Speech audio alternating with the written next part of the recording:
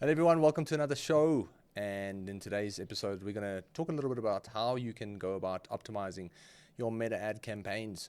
I'm sitting here in the studio with our head of e-commerce, general manager, all kinds of titles actually.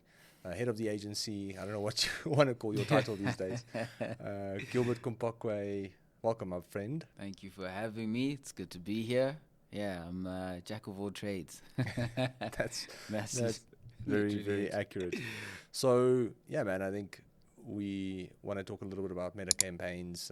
That's how we basically started this agency, on the back of Facebook ads. That was our only service that we focused on in 2018.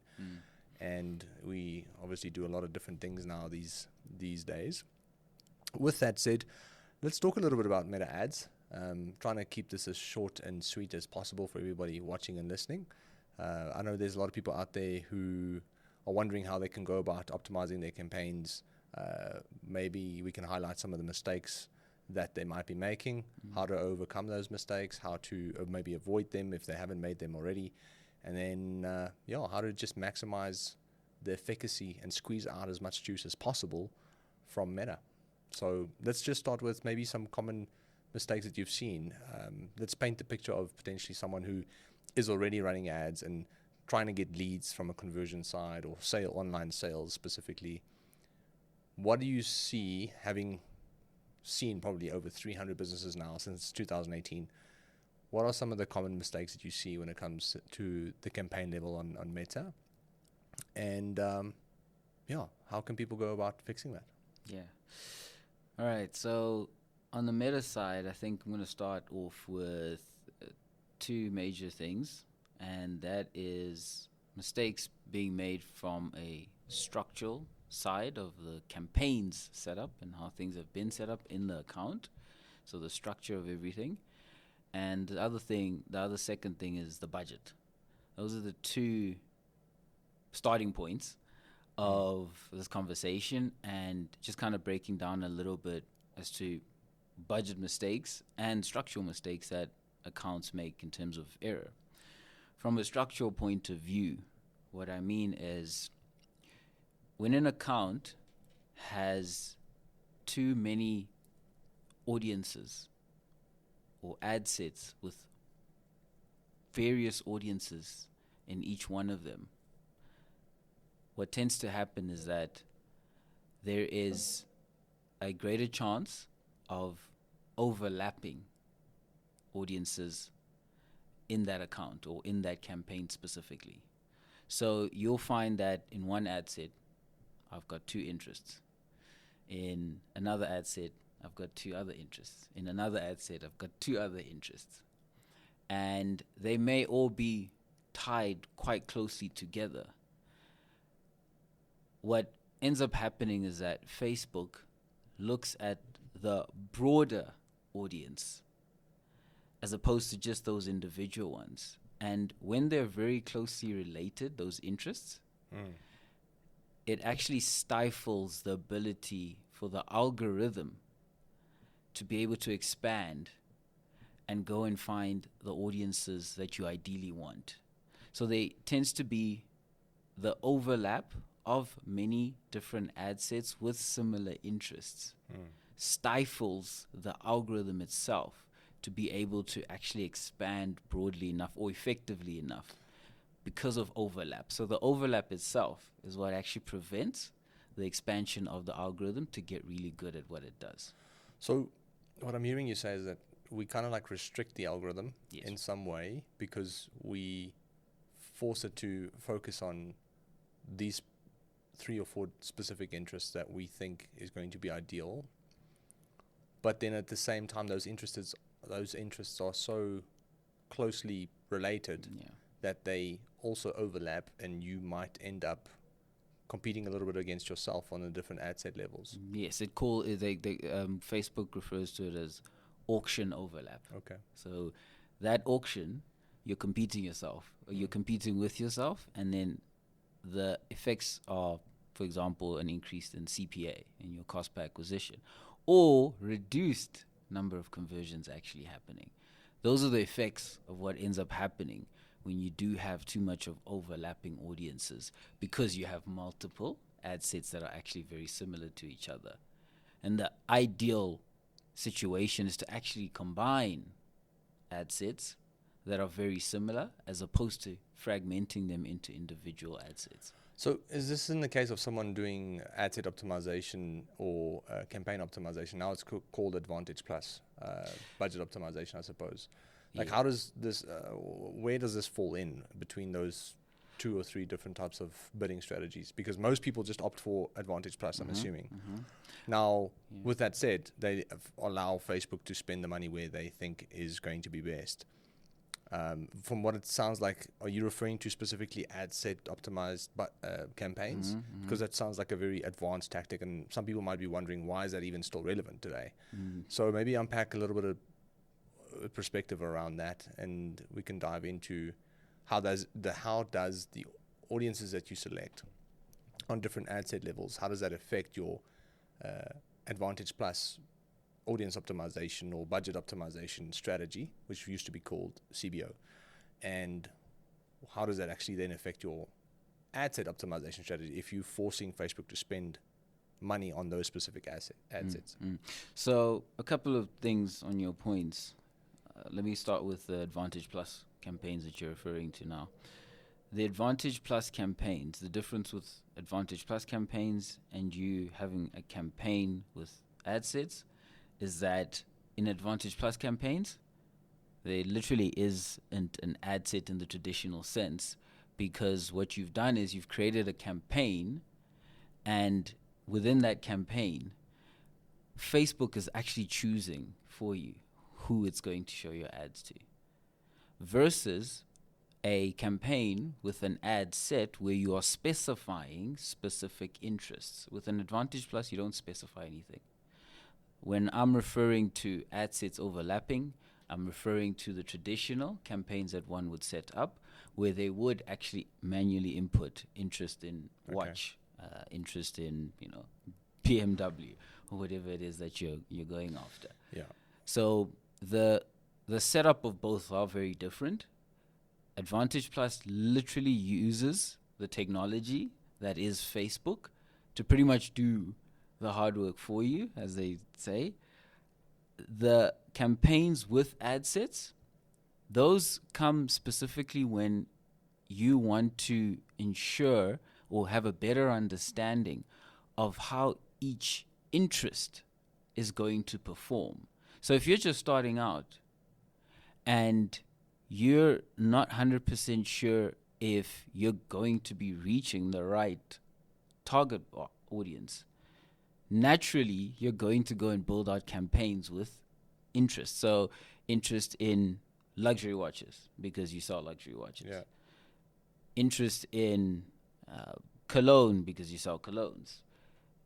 Naturally, we build those out in order for us to test how good each and every interest performs. All right. The thing with the Advantage Plus is it's very difficult to know that. You don't have that insights into the specific interests. You can't really track and scale. No. You can scale, but you can't track the specific interests. We'll get to the scaling side, but if you wanted a surety, Sure. in order to better understand, am I hitting the right audience? You use those interests to help validate that you are hitting the right audience. What I'm hearing you say is like Advantage Plus. Facebook's going to choose who the best people might be for the specific campaign that you're running and product that you're selling. You can scale that, obviously, and we'll talk about that at a later stage by adding more budget and so forth. But if you truly wanted to understand who is resonating with your products, it's almost like the reason you want to test audiences is, in my opinion, there are 2 reasons for it. One, you're trying to see where to spend more with budget. Back on the old days of Facebook where the algorithm wasn't as sophisticated, where you had to tell it spend the money over here. And that's still applicable, obviously, today to some extent. And we're going to touch on why. But the flip side of that is for your own market research to understand. Clarity of who's actually buying my product and who's actually interested in it, so that you can improve the marketing message, so you can improve the product positioning, so you can improve the whole package of the actual brand that you have or products that you're selling. So I think a lot of people make the mistake of picking an Advantage Plus campaign, but you are letting AI do all the work for you, but in exchange, you don't really get the additional benefit of understanding who's actually the main people who are buying your product. So there's a market research element that's lacking with the Advantage Plus campaign. So it might work well for small businesses who's just getting started, but as you scale, you want more clarity. And when I say scale, I'm referring to as a business, as the business grows. Yeah. You need more clarity on who's actually buying your products, because you need to further align your messaging strategically to appeal to those people. Because if you're not going to get that right, there's going to be a skewed message, and it's going to not fall, it's going to fall on deaf ears, and you're going to increase your cost per acquisition and most likely struggle to grow further. 100%. And Advantage Plus has its place, but also taking more, we'll call it the traditional method of setting up a campaign and having ad sets also has its place. And it works really well from a testing point of view to really understand the audience that you're targeting and that they are resonating with your marketing message, right? With Advantage Plus, it's actually a real test of how well your marketing message is resonating with the people that are seeing it. Because you don't have the advantage of specifying the specific interest. You are literally saying, spray and hope for the best right now. Assuming you can have your marketing message and your creative and your offer on point, so that when somebody does see it, it calls out to that specific individual, and it is interesting enough for them to get to click on it. But you've got to understand that you don't have control over that aspect. The only thing you have control over is the copy and the creative, and essentially what you're putting in front of people. But other than that, you don't know how it's going to perform up until, of course, you see it through the data. And then you can judge on its effectiveness or not. And Advantage Plus has areas where it's effective and where it's not. It's Can actually you highlight what those areas are, maybe? So Advantage Plus, first and foremost, in order for it to be effective, it does require a substantial budget. What I mean by substantial is, if you are one who may only have the ability to spend 100 Rand a day or 50 Rand a day, it's likely going to struggle to get you results because of the fact that the algorithm requires a lot of data to come in. To kick in and really deliver it Exactly. to the right people. The Advantage Plus is also very broad. It literally is a very broad, it can have 20 million in its audience size, 50 million, depending on where you are. But at minimum, we've seen in SA, it will have anywhere between 20 to 25 million audience size. So your 50 Rand a day is going to be very small to make a dent. You would likely need to have, anywhere between maybe 300 plus, honestly, for you to start seeing some sort of traction. Some have even said 1,000 Rand, right? But what we've noticed is it's definitely not $100. It's definitely not $50. Oh, really? Yes, no, it's not going to go that far. And I'll also highlight, not even maybe just Advantage Plus, the thing with 50 Rand budgets or 100 Rand budgets is that there's a objective that Facebook wants you to achieve on a weekly basis with any campaign.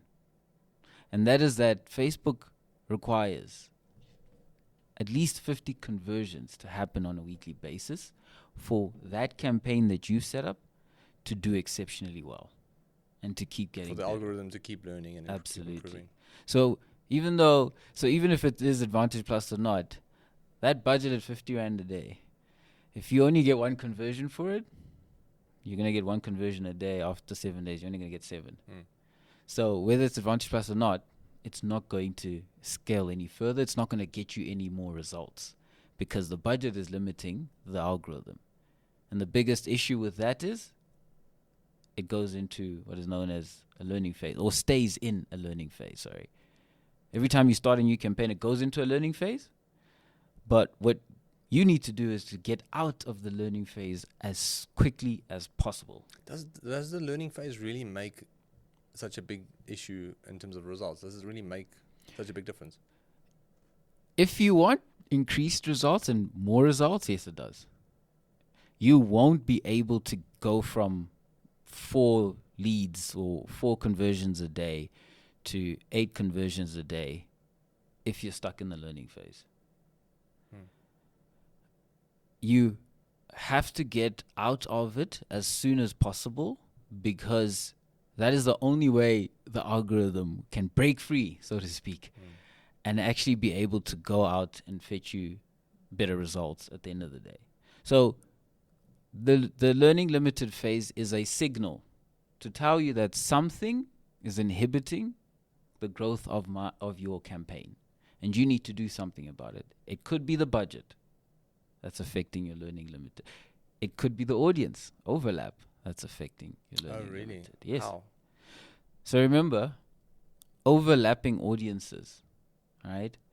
You're essentially, to Facebook, you're targeting very similar people. They're almost the same.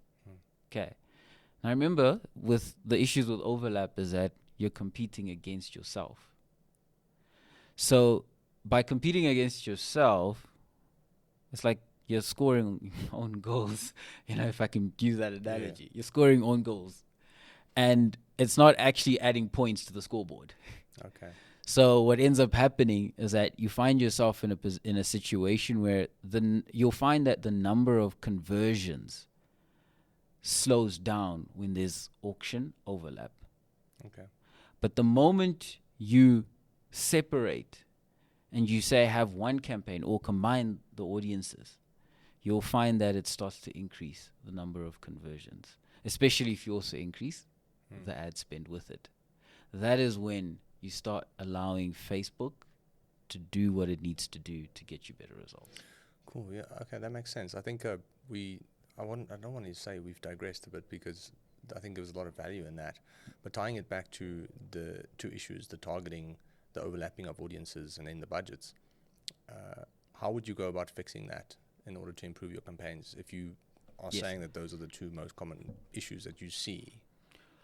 So with the budget aspect of it, what would typically happen is there will be maybe 4 ad sets or 3 ad sets, and you've got a specific budget that you're running. One of those ad sets is doing really well. The other 2, not so well.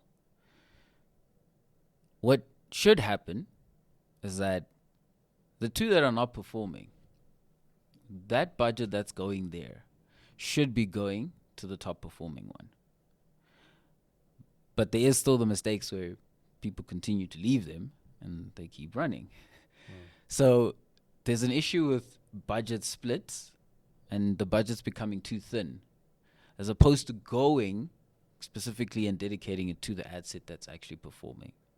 Because if you do that, even though you may only have 1 ad set, you can potentially see better results than having 3 and then using a budget split across the 3.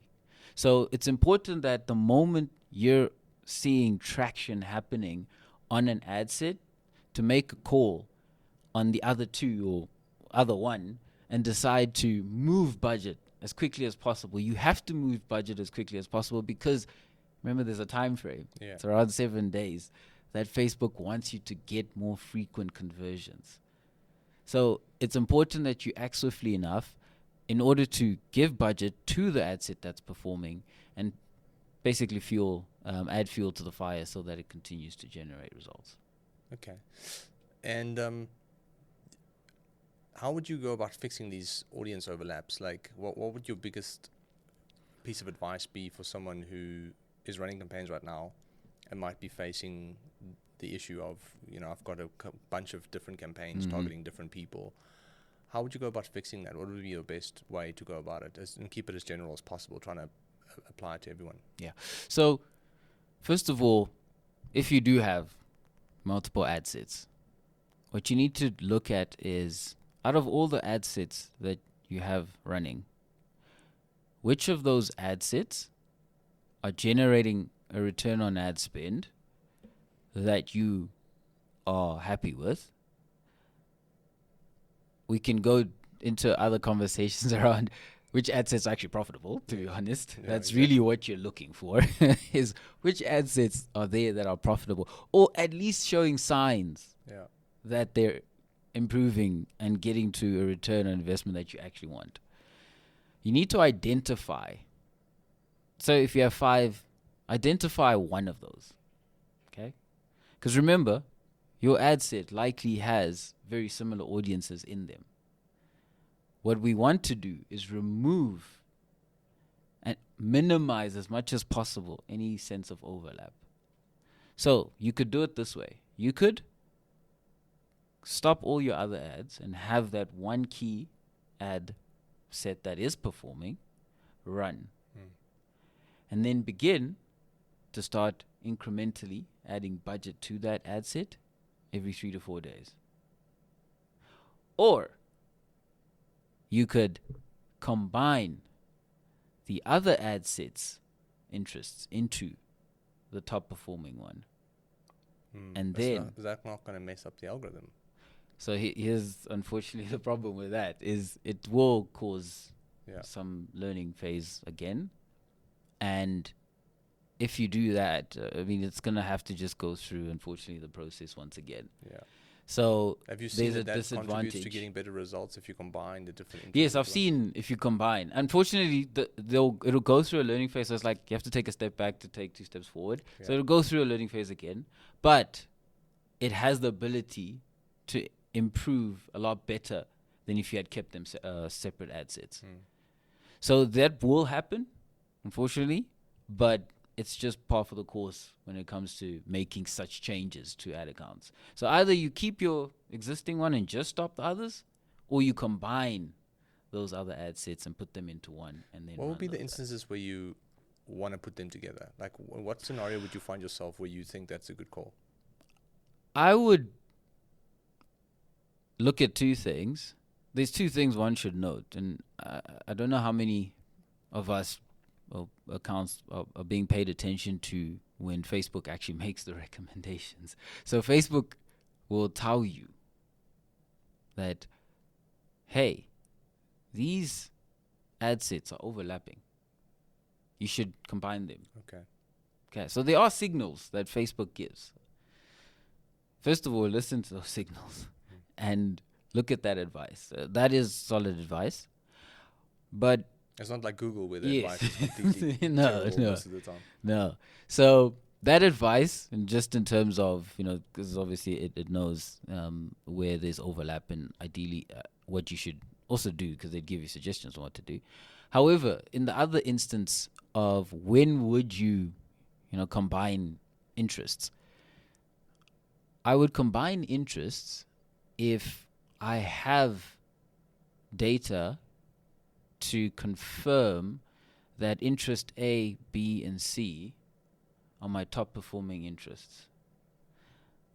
My winning interests, I would then create one campaign with one ad set with all those 3 interests in them, and then run those ads, because those will have a greater chance of success in theory, because of the fact that I've already tested this. I've got the data to prove these are winning interests. All I'm doing now is combining them, making it stronger in terms of larger in terms of audience size, and giving it adequate budget to then go out and get me results. So I would only do that if I was confident that these 3 interests are my winning interests. If I combine them, which Facebook also recommends, I should see better results moving forward. That is when another instance as to where I would combine the interests. Cool. So we've spoken a lot about the ad set level, where we focus on the audiences, the budgets, all that kind of stuff. Thanks for all of that information. Like, there's actually some stuff that I've taken away, which is pretty cool. The other thing I want to ask is on the ad level, because technically a campaign consists out of the campaign level, which is the objective, ad set level, where you decide who you want to target and how much you want to spend. the demographics and all that stuff, and then you've got the ad level where we talk about the messaging. So, I mean, I think I know the answer to this, but for those listening, how important is it to tweak the actual ad level in terms of messaging? So your creatives, your headlines and blurbs and stuff like that. Like, is that something we still aggressively do? That's something you believe we should be aggressively still doing? 100%. Because the only way to gain certainty, first and foremost, is to test out various copy. And I mean various, it could just be 2 to 3. Yeah. So it could be 2 to 3 different types of copy, 2 to 3 different types of creative. So you could have maybe a still image, you could have a video, you could have even the format could be different. So a collection ad versus a carousel ad. And then the one thing that's actually important is the offer. And testing out offers, because, for example, let's just look at an offer. The testing out an offer. You can have a free shipping offer for 2 days. You can have a versus a 20% off for 3 days or 2 days as well. Those two will have a different effect on the uptake of what it is that you're promoting in terms of the product. It will also have a different overall result in terms of conversions, because one offer might be better than the other, depending on who's seeing that ad and how that individual interprets that offer and where they feel like there's value in it or not. So what will happen is, if you're not testing, for example, offers, then you will never also know whether that ad can improve or not. So it's not just the targeting. Because the other thing is, you can nail the targeting. Yeah. But now, when it comes to the messaging and when it comes to the offer, literally, if the offer is not good, even though the target audience is great, your ads will still underperform. Yeah. There's no incentive to act, really. Yes. And there's most likely a bunch of other people selling the same stuff that you're selling right now. So how are you going to get them to act and buy from you as opposed to someone else? So a picture's worth 1,000 words. Now imagine what video is. I like to say it's the whole story, and it does it perfectly. And I mean, there's various ways you can test out video, lifestyle shots and product or model shots. There's many ways to test out video, but you've got to at least test out your creative, because you can't be 100% certain that the creative you produce is going to work. It's dependent on the market. It's not dependent on you and what you think is going to work, and the colors and the scheme of things, but it's dependent on how the market reacts to what you're showing them. That's it. And then you can iterate, obviously, from there. But the three things on an ad level, it's the copy, the creative, and essentially the messaging, the offer. That's what's important. The headline. Yeah, the headline. And those are the three things you must manipulate to find out what combination works. Like, you never know. Not every combination will be the same. Some offers will work well with a video. There are other instances where still images outperform videos. And the only way to know that is if you're testing the different combinations. So it is important. That will also dictate at which rate you are converting leads or sales online with your ads. I'm with you. Well, thanks for that, dude. I think in the next episode we can touch maybe further on the creative side of things. I think that's all the time we have for this one. But really enjoyed listening to you, and I think hopefully everybody else enjoyed watching and listening too. So thanks for joining us today. And then on the next episode, maybe we can talk a little bit about the ad creatives and what works, what's not working, and what we should be testing or what we shouldn't be testing. So thanks for your time today. Really appreciate it. Thank you for having me, and I hope everybody got value from it. Yeah, man. So for those of you watching or listening, if you found any value in this, I want to encourage you to like and subscribe for more stuff like this. You'll be notified when we drop new episodes. We're definitely going to be doing this a lot more often. So hope there's some value in it for you and that you're enjoying it. All the best. Cheers. Bye.